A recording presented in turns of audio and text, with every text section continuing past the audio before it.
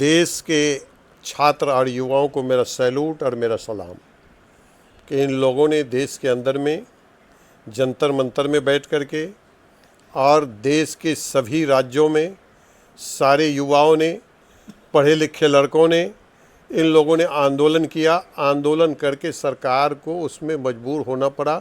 एक गांव का खबर रखते हैं वार्ड मेंबर, एक गांव का खबर रखते हैं मुखिया जी, एक गांव के खबर रखते हैं पंचायत समिति के सदस्य, जिला परिषद के सदस्य।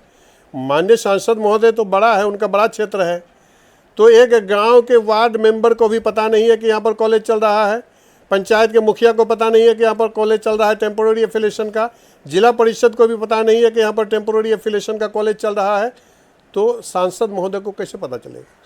कि मेरा मांग था कि जो जितने भी एफआईआर हुए हैं पूरे देश के अंदर में, उस एफआईआर को वापस लिया जाए, जो वापस हो गया है।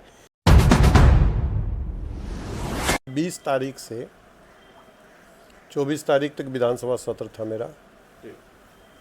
इस सत्र में गैर सरकारी संकल्प में डिग्री कॉलेज के बारे में मैं सरकार से मांग की कि जो पोठिया प्रखंड में 22 पंचायत हैं, उस 22 पंचायत में डिग्री कॉलेज का स्थापना किया जाए। तो माननीय मंत्री उच्च शिक्षा संजय सिंह टाइगर जी की तरफ से जवाब आई, उसी में आप लोग देखे होंगे। उन्होंने कहा कि वहाँ पर एक टेम्पोररी एफिलिएशन का कॉलेज चलता है और जिस जगह में टेम्पोररी एफिलिएशन या कोई भी डिग्री कॉलेज चलता है वहाँ तत्काल सरकार को कोई भी प्रस्ताव नहीं है कि कॉलेज बनाया जाए।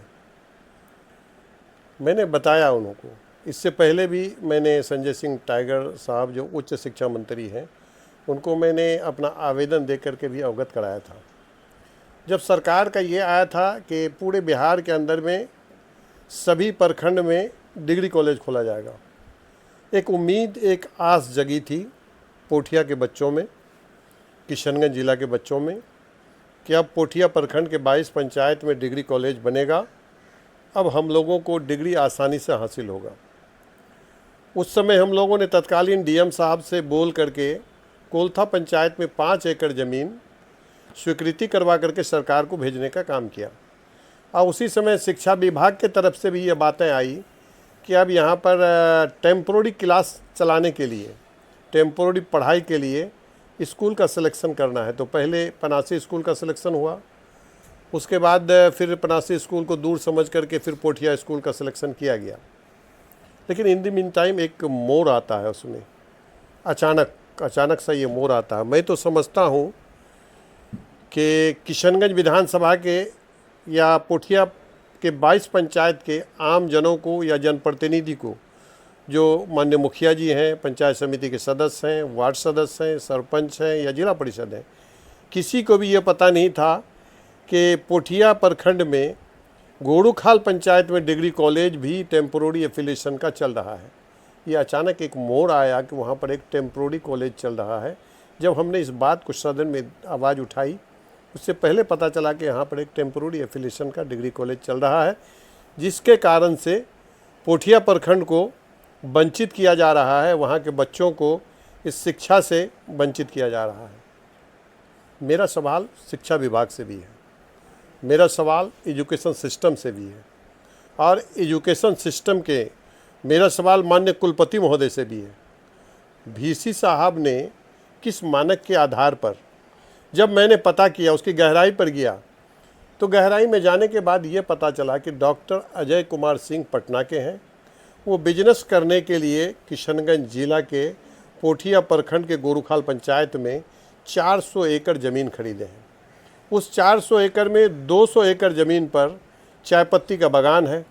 उसी चाय पत्ती के बागान के अंदर में उसका फैक्ट्री भी चल रहा है, उसी बागान में उसका फैक्ट्री भी चल रहा है, और उस फैक्ट्री के अंदर में ये तथाकथित डिग्री कॉलेज जो एफिलिएशन मिला है। तो मेरा सिस्टम से भी सवाल है कि अगर आप डिग्री कॉलेज का एफिलिएशन देते हैं, टेम्पोररी एफिलिएशन देते हैं, तो क्या उसका मानक पर ध्यान नहीं दिया जाता है?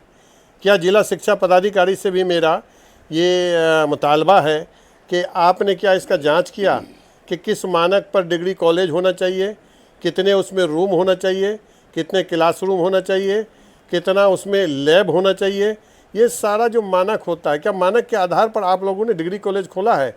अगर मानक के आधार पर डिग्री कॉलेज खोला है तो मैं मान जाऊंगा।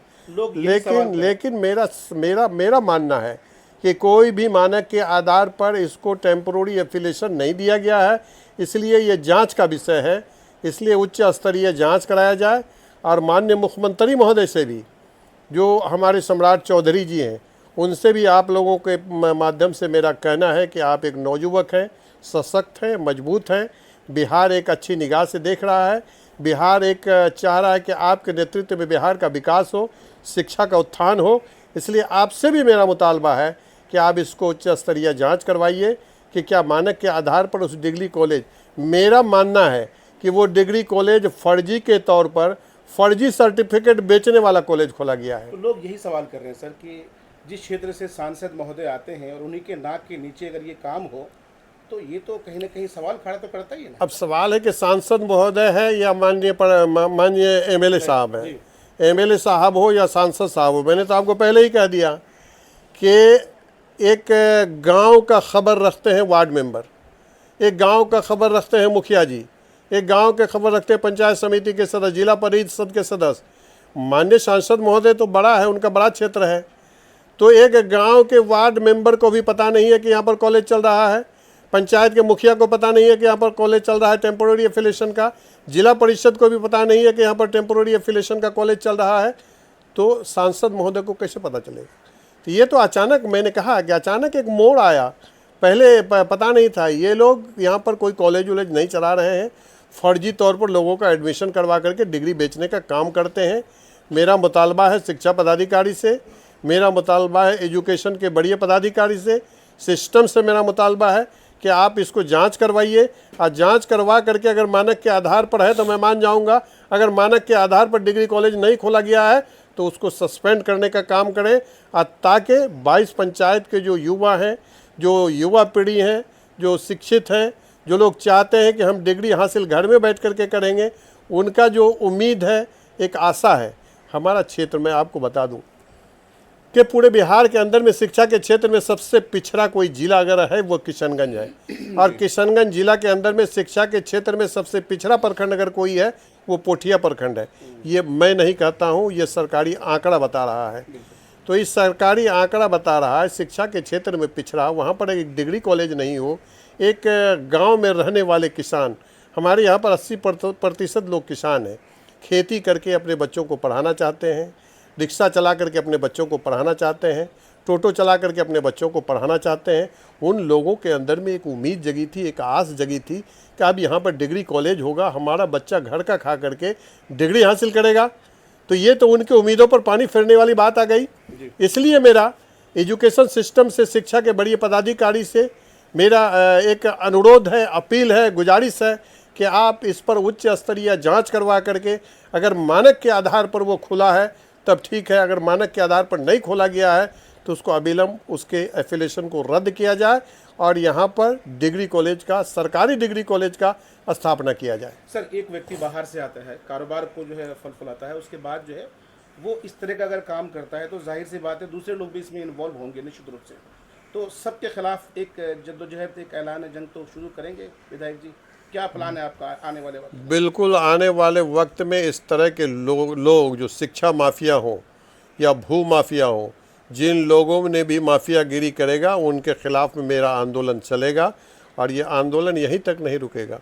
सरकार के माननीय मुख्यमंत्री तक और केंद्र सरकार तक भी मेरा आवाज़ चलेगा। इसके लिए जितना भी लड़ाई लड़ना पड़ेगा हम लड़ाई लड़ेंगे इंशाअल्लाह। सर, अभी एक आंदोलन जो है शिक्षा को लेकर के ही हुआ दिल्ली के जंतर मंतर और पूरे देश के अलग अलग स्टेट्स में। हमने देखा किस तरीके से युवाओं ने जो है एक आंदोलन शुरू की और फाइनली सरकार को झुकना पड़ा और उनकी तीनों मांगे पूरी की गई है। क्या कहिएगा? देश के छात्र और युवाओं को मेरा सैल्यूट और मेरा सलाम कि इन लोगों ने देश के अंदर में जंतर मंतर में बैठ करके और देश के सभी राज्यों में सारे युवाओं ने, सारे बेरोजगारों ने, पढ़े लिखे लड़कों ने, इन लोगों ने आंदोलन किया। आंदोलन करके सरकार को उसमें मजबूर होना पड़ा। और सरकार का जो मेन मुद्दा था कि नीट पर पेपर लीक होता था, उस पर युवाओं ने आंदोलन किया एक बताइए, आप एक गरीब आदमी, एक गरीब माँ बाप के दिल से पूछिए कि वे अपने बच्चों की तैयारी करवाता है, अपने बच्चों को पढ़ाने के लिए, लिखाने के लिए, नीट की तैयारी के लिए पूरी जद्दोजहद करके, अपना पेट काट करके, अपना खाना कम करके उन बच्चों को पढ़ाई करने के लिए तैयार करवाता है। वो बच्चा यहाँ से जा कर के दिल्ली में, कोटा में, राजस्थान में जा कर के अपना तैयारी करके जब एग्ज़ाम के लिए जाता है, पता चला कि पेपर लीक हो गया। कितनी आश्चर्यजनक बात है। तो देश के युवा, देश के स्टूडेंट, उनको मेरा सलाम है कि इन लोगों ने जो किया वो बहुत अच्छा काम किया। और मुख्य मुद्दा था कि धर्मेंद्र प्रधान जो शिक्षा मंत्री हैं वो इस्तीफ़ा दें, और उन्होंने इस्तीफ़ा दिया। और आपको मैं बता दूं कि इस क्रम में अभी 23 तारीख को हमारे सदाकत आश्रम पटना में जो कांग्रेस के ऑफिस है, उस ऑफिस पर भी बीजेपी के गुंडों ने जाकर के हमला किया। और हमला करने के बाद जो वहाँ के कर्मी थे वो लोग जख्मी हुए, और इन लोगों ने जाकर के ऑफिस के अंदर में हमला कर दिया, तोड़फोड़ करने का काम किया। मैंने उसी समय राजेश राम जी, प्रदेश अध्यक्ष, एक लेटर लिख करके भेजे। हम लोगों ने, विधायक लोगों ने उसको लिख करके दे करके माननीय उप मुख्यमंत्री, माननीय जो स्पीकर महोदय हैं, उन लोगों को इससे अवगत कराया कि सदाकत आश्रम को सुरक्षा दिया जाए। ये जो बीजेपी के गुंडे हैं, ये लोग जा करके सदाकत आश्रम में हो हंगामा किया, वहाँ के कर्मियों पर धक्का मुक्की किया, उन लोगों के साथ में बिहेव किया, अभद्र व्यवहार किया। इसके लिए हम लोगों ने लिखित भी दिया। और मेरा बीजेपी के लोगों का कहना है कि आपके जो लीडर है राहुल गांधी, उन्होंने पीएमए का घेराव कर लिया, वहाँ जाकर धरना दिया। आप भी तो गुंडागर्दी सवाल है कि गुंडागर्दी हम कहाँ कर रहे हैं? हमारे बातों को आप नहीं सुनिएगा। सदन में हमारे एमपी के बात को नहीं सुना जाएगा, हमारे सांसद के बात को नहीं सुना जाएगा, हमारे नेता प्रतिपक्ष राहुल गांधी की बात को नहीं सुना जाएगा। हमारा तो मानना वही है कि आप हमारी बातों को सुनिए, सदन में हमारी बात को आप सुनिए। पूरे देश उग्र है आज, पूरे देश के युवा, पूरे देश के स्टूडेंट आज सब रोड पर आ गए। अब हमारी बात को मानने के लिए तैयार नहीं है, सुनने के लिए तैयार नहीं। मानने की तो दूर की बात है, आप सुनने के लिए तैयार नहीं है। आप जब सदन में मेरी बातों को नहीं सुनेंगे, सदन में मेरी आवाज़ को नहीं सुनेंगे, तो हम क्या करेंगे? अच्छा, हमको तो मजबूरन बैठना पड़ेगा, धरना में बैठना पड़ेगा। जो लोकतांत्रिक तरीका है, जो संविधान ने हमें इजाज़त दिया है, और संविधान के इजाज़त के तौर पर संविधान ने हमें इजाज़त दिया है कि हम लोकतांत्रिक तौर पर हम शांतिपूर्वक तरीके से अपना धरना प्रदर्शन करें। हमने धरना प्रदर्शन में बैठा, हमारे नेता प्रतिपक्ष धरना में बैठे, और आपने क्या किया? हमारे नेता प्रतिपक्ष राहुल गांधी के साथ में धक्का मुक्की किए और उनको डिटेन किया गया। हमारे किशनगंज के सांसद पर लाठीचार्ज किया गया। हमारे जो राष्ट्र सचिव हैं केसी वेणुगोपाल जी, उनके साथ में अभद्र व्यवहार किया गया। हमारे राष्ट्र नेताओं के साथ में अभद्र व्यवहार करके उनको आपने डिटेन किया, और आप कहते हैं कि आप हमारी बातों को नहीं मानिएगा, तो हम क्या करेंगे? और गिरिराज सिंह कहते हैं कि इस्तीफे के बाद भी ये सारा कुछ जो षड्यंत्र कर रहे हैं, ये सब राहुल गांधी करा रहे हैं, उन्हीं के इस पे हो रहा है। देखिए, इन लोगों का कहना कुछ और है, कथनी कुछ और है, करनी कुछ और है, कथनी कुछ और है। गिरिराज सिंह जी भी हों, गिरिराज सिंह तो अपने जहर उगलते ही हैं, उसी नाम से ये फेमस है पूरे देश के अंदर में, और पूरे बिहार में, बेगूसराय में खास करके, कि ये जितना भी जहर उगलेंगे, चाहे किशनगंज में आकर के जहर उगले या बेगूसराय में बैठ करके जहर उगले, जब तक मुसलमानों को गाली नहीं देंगे, इनको आत्मा को शांति नहीं मिलेगा। तो ये लोग जहर उगलने वाला काम करते हैं, और हम लोग शांतिपूर्वक तरीक़ा से चलने वाले हैं। हमारी पार्टी शांतिपूर्वक तरीक़ा से चल रही है, और मेरा मांग तब भी था, कल भी था, और आज भी है। जिस मांग को गृह मंत्रालय ने माना है, मैं उसको भी स्वागत करता हूं। कि मेरा मांग था कि जो जितने भी एफआईआर हुए हैं पूरे देश के अंदर में, उस एफआईआर को वापस लिया जाए, जो वापस हो गया है। ये मैं गृह मंत्रालय को मुबारकबाद देता हूं आप लोगों के माध्यम से। और मेरा एक और मांग था कि देश के अंदर में जितने भी युवा हैं, जितने भी युवा हैं और स्टूडेंट हैं, छात्र हैं, इन लोगों के भविष्य को सुनिश्चित करें, इन लोगों के भविष्य को सुरक्षित करें। सुरक्षित करने के लिए एक विधेयक लाएं, एक कानून लाएं लोकसभा में, और मजबूती कानून, जो ठोस कानून हो, पारदर्शी कानून हो, उस कानून को लाया जाए। ये भी मेरा मांग है।